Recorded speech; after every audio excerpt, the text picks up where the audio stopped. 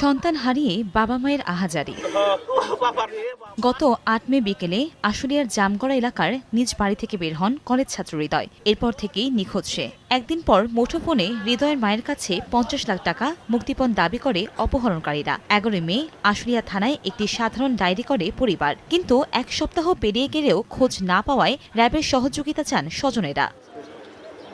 বুধবার রাতে জড়িত সন্দেহে একই গ্রামের পরাণকে আটক করে জিজ্ঞাসাবাদ করে র্যাব। এ সময় মুক্তিপণের টাকা না পেয়ে ক্ষুব্ধ হয়ে হৃদয়ের বন্ধু পরাণ, বাপ্পি, আকাশ ও শাহিন গলায় রশি পেঁচিয়ে তাকে শ্বাসরোধ করে হত্যা করে বলে স্বীকার করে। পরে তার দেয়া তথ্যমতে আশুলিয়া শ্রীপুরের একটি পুকুর থেকে হৃদয়ের লাশ উদ্ধার করা হয়, আর হত্যাকাণ্ডে জড়িত বাপ্পিকে টাঙ্গাইল ও মিরপুর থেকে শাহিনকে আটক করা হয়। বৃহস্পতিবার দুপুরে সংবাদ সম্মেলন করে বিষয়টি জানায় র্যাব। পরাণ এবং আকাশ আরও দুইজনের সহযোগিতায় তার হাত পা বেঁধে ফেলে